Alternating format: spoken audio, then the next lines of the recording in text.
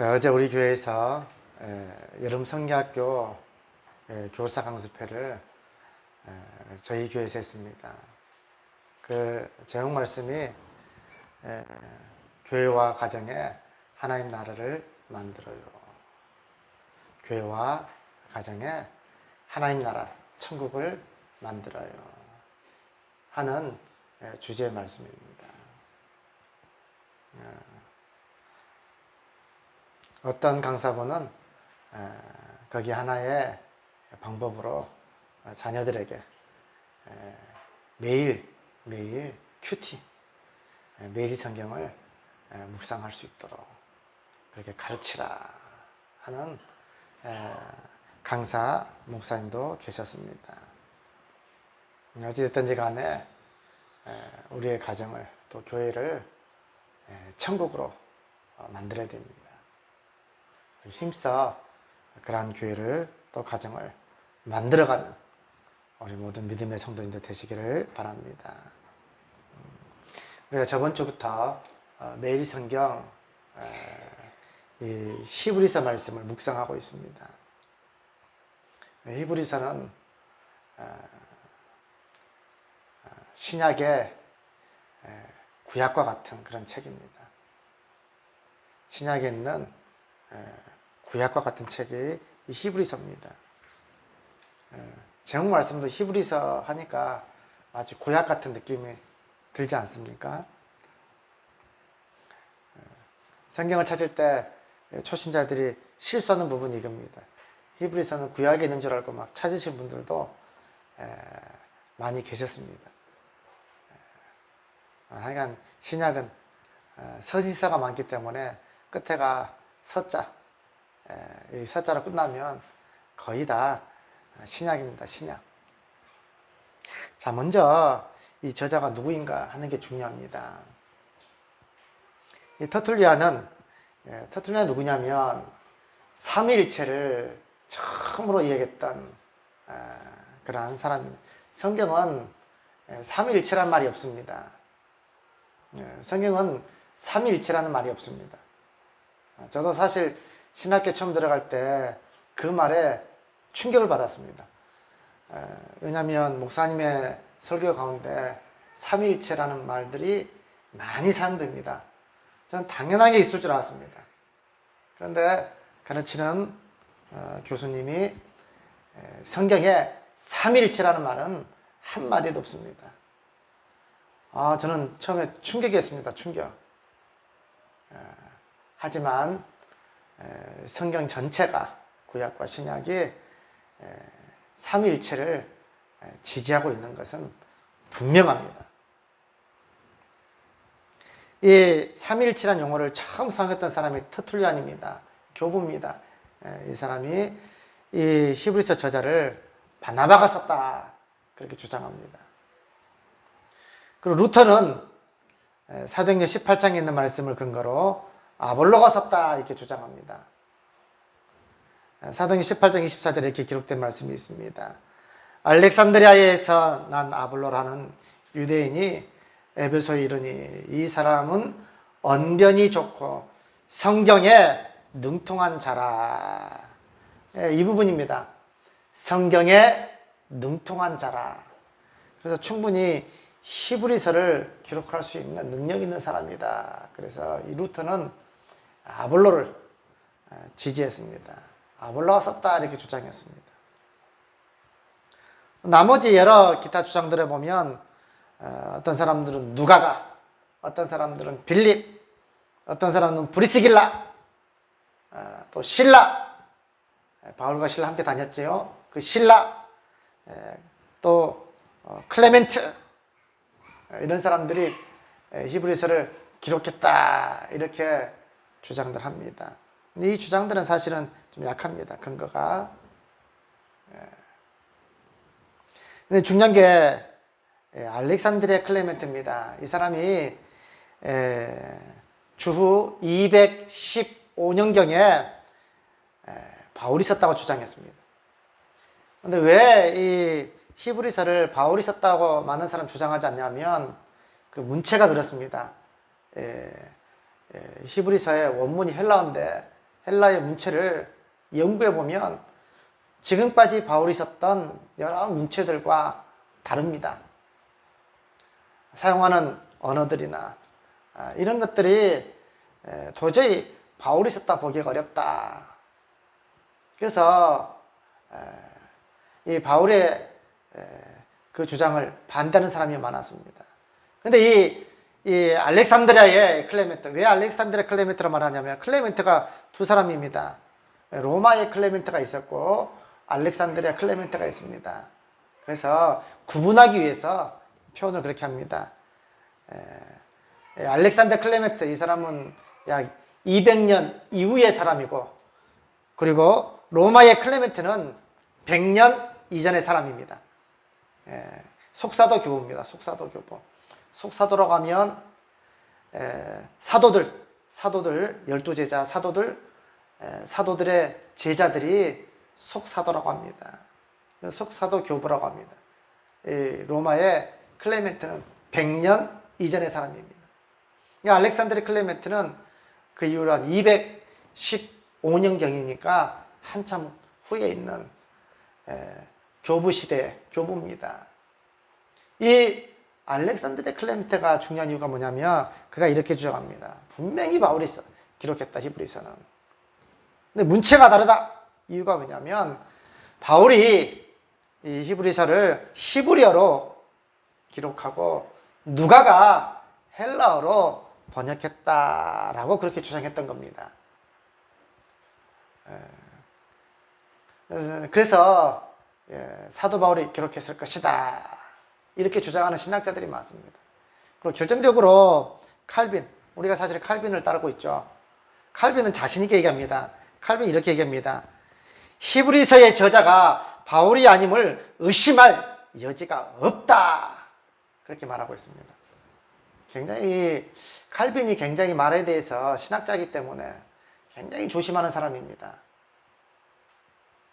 그런데도 칼빈이 이렇게 강하게 주장을 합니다.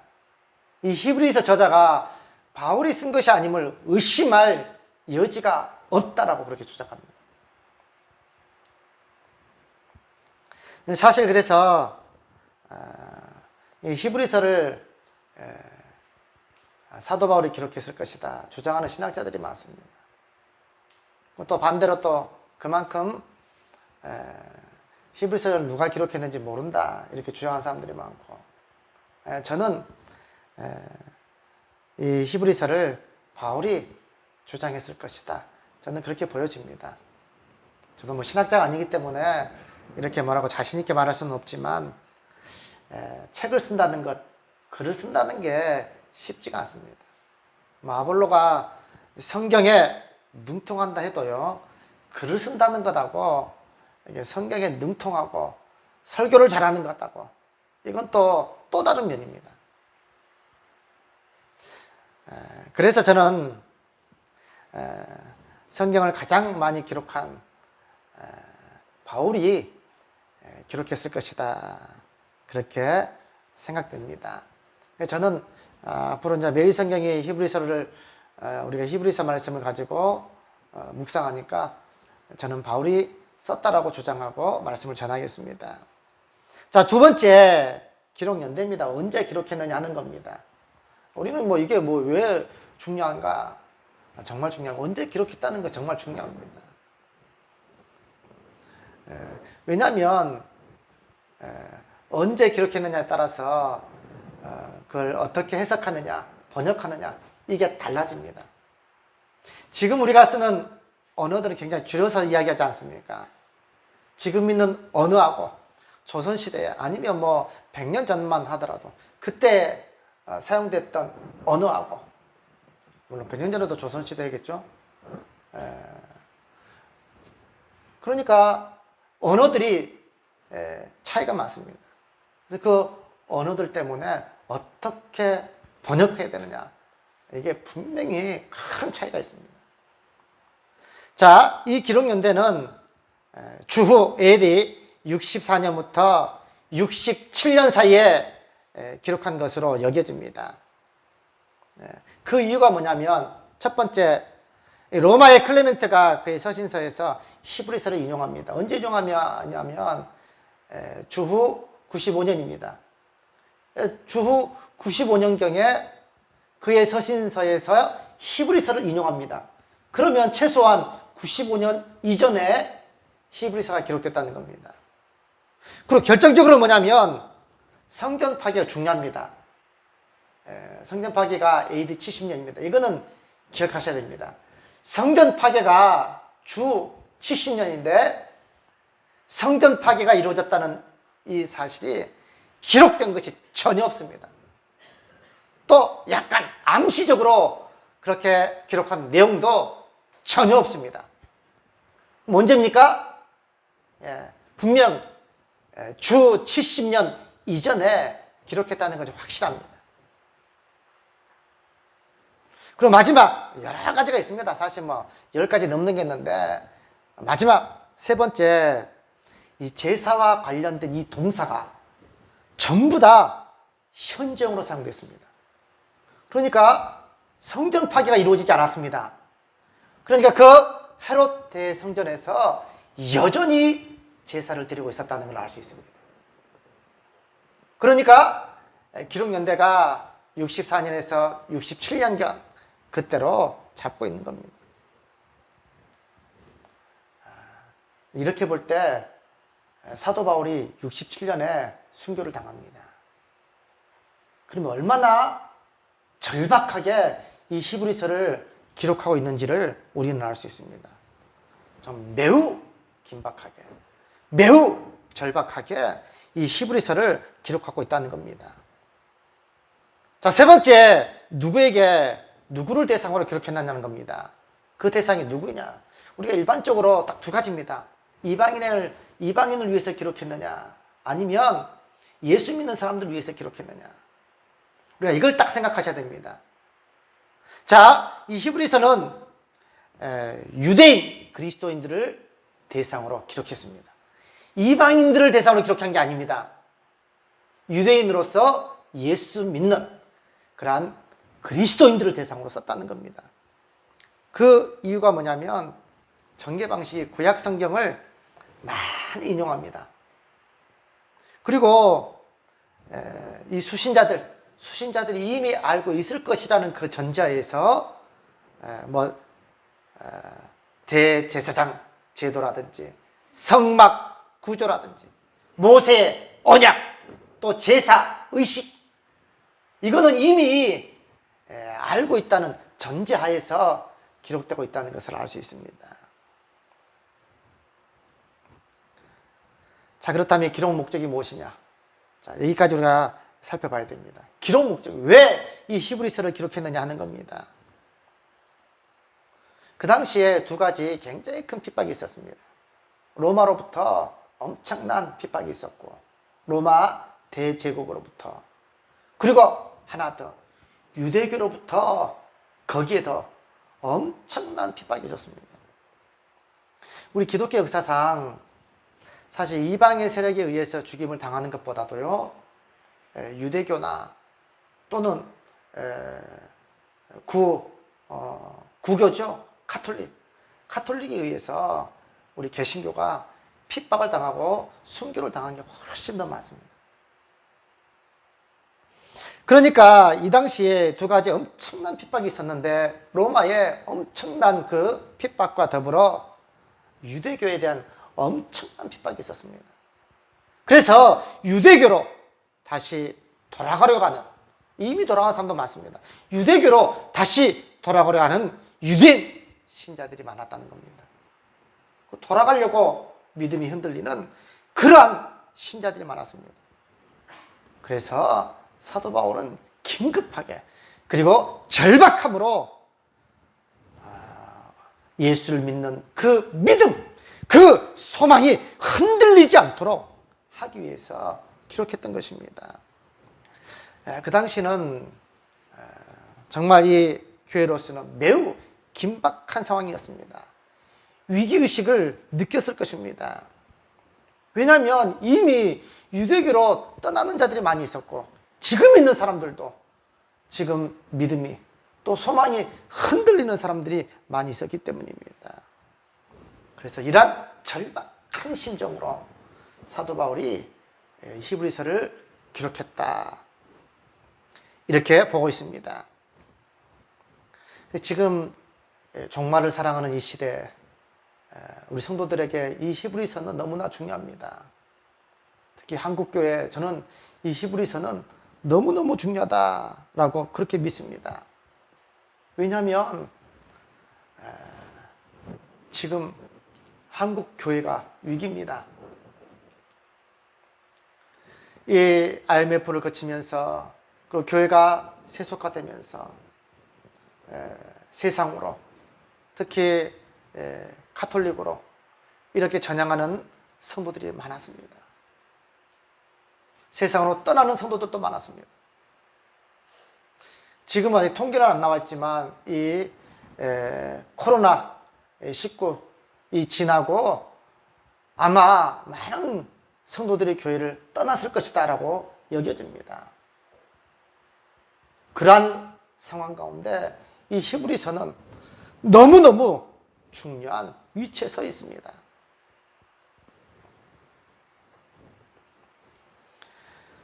전에 부산교회 강정호 목사님이 목사 계속교육 때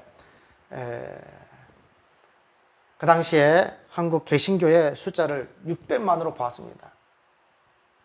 아직도 기억이 납니다. 아마 허수를 빼고 해서 600만. 그러면 지금은 코로나를, 아마 이때가 5, 6년 지났을 때입니다. 그러면 코로나를 지나고 지금은 훨씬 더 줄어들었을 것이다 생각됩니다. 우리가 허수를 다 빼고 하면 실제로 교회 성도들이 엄청나게 많이 줄어들었을 것이다 생각됩니다. 정말 위기입니다. 우리가 그 정부로 주일학교 아이들을 보면 됩니다. 주일학교 아이들이 급속도로 줄어들고 있다는 것, 제가 저번 주 한번 말씀을 드렸습니다. 사실 이미 20년 전부터 교회는 위기 상황을 직면하고 있었습니다. 그래서 이미 신학자들로부터, 교수들로부터 위기 상황이 올 것이다, 분명히 올 것이다, 대비해야 된다, 준비해야 된다. 그래서 나왔던 것들이 뭐 열린 예배나 또는 가정 예배나 또 여러 가지 프로그램들, 어떤 교회는 은사 위주로 나가야 된다, 이런 많은 그런 이야기들이 오갔습니다. 근데 우리는 그런 이야기들보다도 성경이 무엇을 우리에게 말씀해 주고 있는지, 성경의 해답은 무엇인지 우리는 그것을 찾아야 됩니다. 이 히브리서를 보십시오. 히브리서가 그런 위기 상황에 놓여 있습니다. 외부로부터, 로마 대제국으로부터 엄청난 박해를 받았습니다. 그리고 또 안으로는 유대교로부터 엄청난 핍박과 혼란이 있었습니다. 실제로 성도들이 교회를 떠났습니다. 그리고 지금도 떠나가고 있습니다. 이런 상황에서 사도 바울은 그러면 이 위기 상황을 어떻게 극복하실 것인가? 열린 예배를 드려야 되나? 은사와 이러한 성령, 이것을 중시 여기고 은사 위주로 나가야 되나? 이 위기를 어떻게 극복할까? 가정 예배를 극복해야 되나?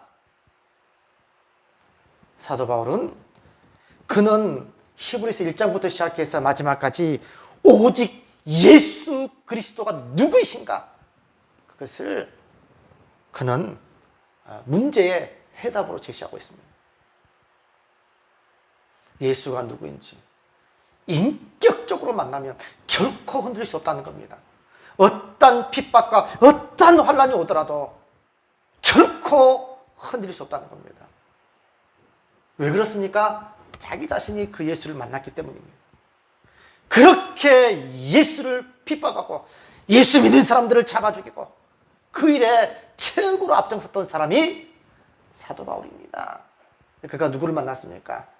다메섹 도상에서 그 예수를 만났습니다. 그리고 그는 아라비아 사막에서 3년 동안 그는 말씀을 통해서 인격적으로 예수 그리스도를 만났습니다. 창세기부터 시작해서 말라기까지 성경을 다시 봤습니다. 거기에 예수님을 다 집어넣으니 모든 해답이 다 풀렸습니다. 모든 문제가 다 풀렸습니다. 그 예수님의 그 십자가의 사랑, 그 구속의 은혜, 어찌 핍박이 있다고 환난이 있다고 교회를 떠날 수 있습니까? 결코 그럴 수 없다는 겁니다. 그래서 이 사도 바울은 이 문제를 어떻게 해결할 것이냐, 바로 예수 그리스도가 누구인지를 만난다면 이 문제가 해결됨을 그는 확신했던 것입니다. 그래서 그는 1장 1절부터 이렇게 시작하는 겁니다. 선지자보다 우월하신 예수 그리스도를 증거합니다. 1장 1절부터 3절 말씀 보겠습니다.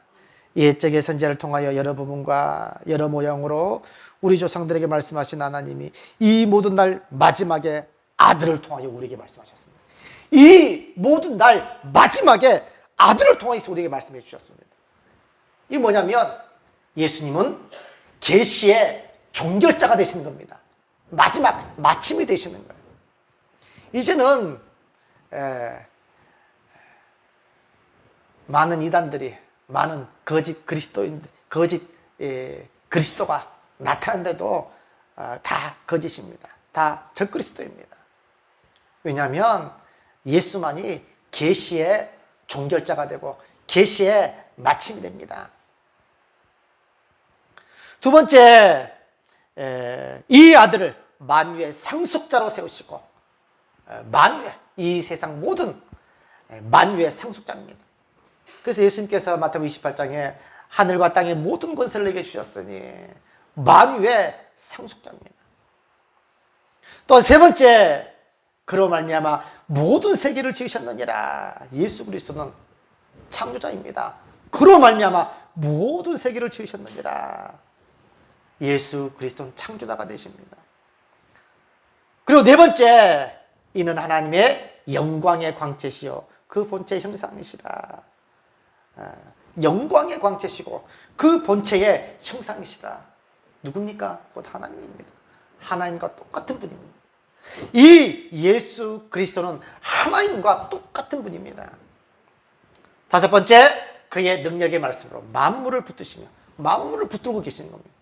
창조만 하신 분이 아닙니다. 그 창조하신 것을 지금도 보존하고 계십니다. 만물을 붙잡고 있는 겁니다. 그래서 우리 지구가 태양을 중심으로 똑같이 돌고 변함없이 이 세계가 이 많은 별들이 다 터지지 않고 떨어지지 않고 이 만물을 붙들고 계시는 겁니다. 예수 그리스도는 창조자가 되시지만 여전히 지금도 만물을 붙드시고 계시는 겁니다. 보존자입니다. 그리고 그 예수 그리스도는 여섯 번째 3절 말씀에 죄를 정결하게 하는 일을 하시고 죄를 깨끗이 하실 수 있는 유일한 분입니다. 오직 예수의 피만이, 오직 예수 그리스도의 그 붉은 피만이 우리의 죄를 깨끗이 씻을 수 있는 그 능력을 가지고 계시다는 겁니다.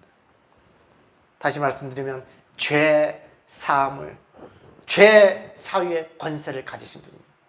오직 예수님만 가지고 계십니다. 마지막 일곱 번째, 하나님의 우편에 여전히 계십니다. 그분은 모든 것을 통치하시고 지금도 하나님 우편에서 모든 것을 통치하시고 다스리고 계시는 분입니다. 그게 마지막 3절 하반절 말씀에 우편에 앉으셨느니라. 고대 당시에 왕의 우편에 앉은 사람은 왕의 명령을 그대로 전달하고 통치하고 다스리는 그 어떤 권세를 가지고 있는 분입니다. 그래서 예수님 우편에 앉으셨다 이 말은 뭐냐면 바로 그 모든 것들을 통치하고 다스리고 계시는 분이시다 하는 겁니다. 이러한 예수 그리스도가 교회에 있는데, 교회의 머리가 되시는데 어디로 떠나려고 하느냐 하는 겁니다. 자, 그리고 두 번째 4절 말씀부터 14절 말씀까지 천사보다 비교도 할 수 없는 우월하신 예수님을 말씀합니다. 아니 갑자기 왜 천사보다 비교할 수 없는 우월하신 예수님 말씀합니까? 그게 오늘 2장 1절부터 3절 말씀까지 그 답이 나와 있습니다. 1절과 2절 말씀 보겠습니다. 그러므로 우리는 들은 것에 더욱 유념함으로 우리가 흘러 떠내려가지 않도록 함이 마땅하니라. 이 더욱더 유념해서 흔들지 말라는 겁니다. 천사들을 통하여 하신 말씀이 경고하게 되어 모든 범장과 순종하지 아니함이 공정한 보응을, 마땅한 보응을 받았거든. 여기에 천사들을 통해서 하신 말씀, 이게 뭐냐면 율법입니다. 율법. 구약시대 유대인들은 율법을 하나님도 직접 받았다 생각 안 했습니다. 그 중보자 되는 그 천사를 통해서 대신 받았다, 그렇게 믿었습니다. 그래서 이 유대교는 율법의 신봉자들입니다. 천사로 하신 말씀은 율법을 말하는 겁니다. 천사로 하신 그 말씀을 등한히 여기고 없인 자들이 공정한 마땅한 보험을 받았거든.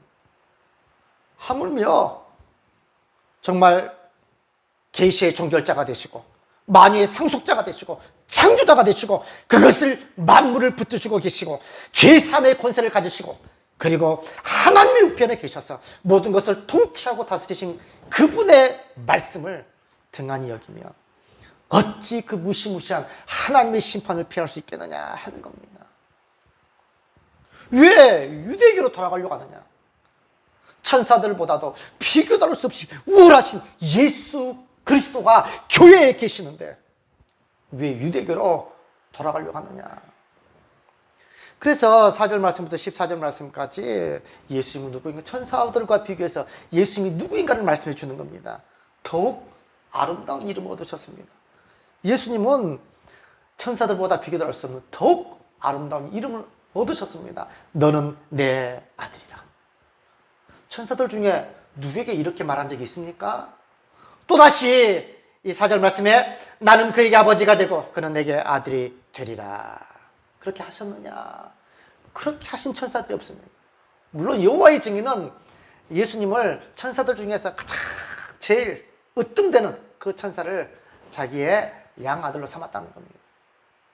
그래서 예수님은 피조물이다 이렇게 주장합니다. 이게 여호와의 증인입니다. 이게 여호와의 증인이 초대교회 때부터 있었습니다. 그렇게 주장했습니다. 그런데 천사들 가운데 누구에게도 너는 내 아들이라 한 적이 없습니다. 그리고 또한 6절과 7절 말씀 보면 1장 6절과 7절 말씀 보면 천사들의 경배 대상입니다. 천사들이 경배합니다. 예수님을. 오직 하나님에만 경배합니다. 천사들도 경배 대상이 아닙니다.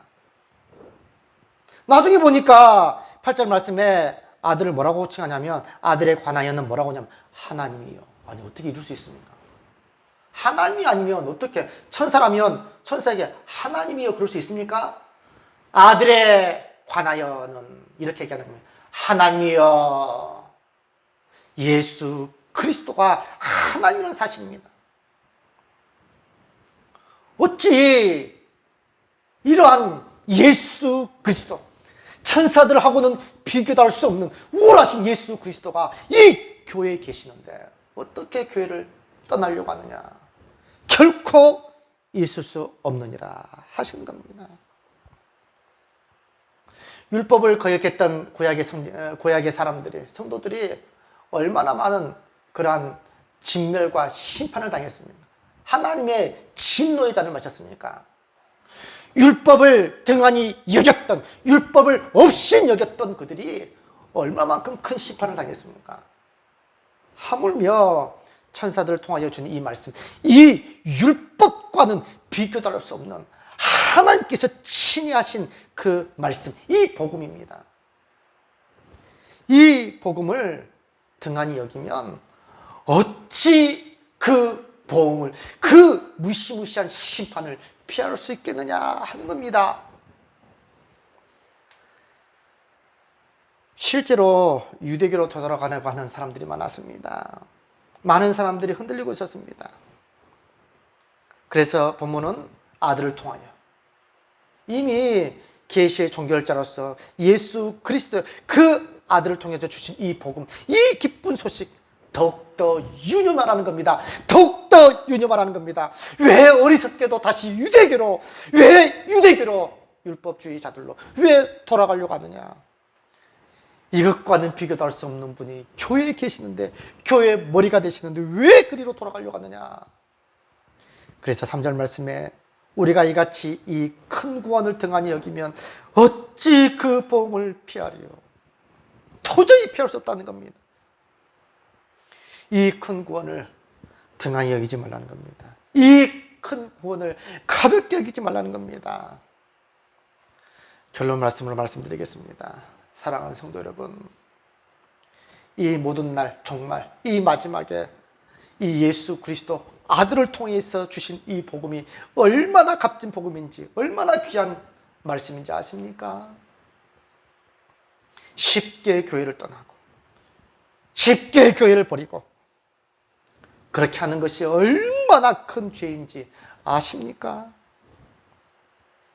우리가 쉽게 구원받았다고 우리가 받은 이 복음, 이 말씀이 가벼운 게 아닙니다.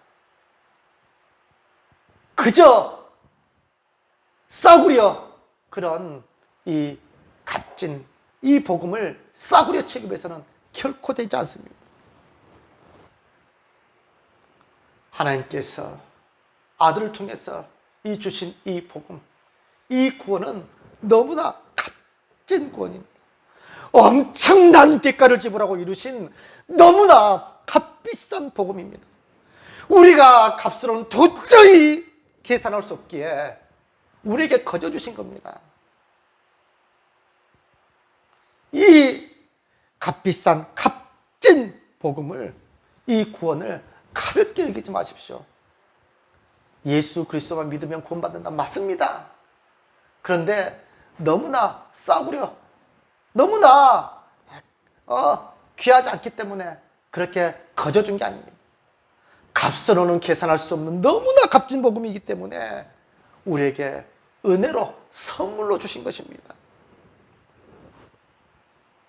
사랑하는 성도 여러분, 이 큰 구원, 이 복음을 가볍게 여기지 마십시오.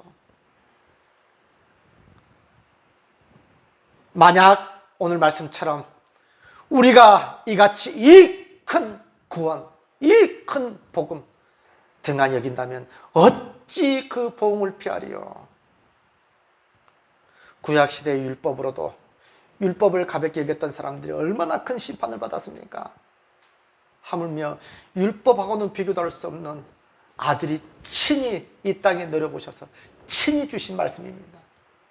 이 복음, 이 구원을 등한히 여긴다면 주님께서 마지막에 오셨을 때 그 무시무시한 그 백보자 심판, 그 진노 어떻게 견디시겠습니까?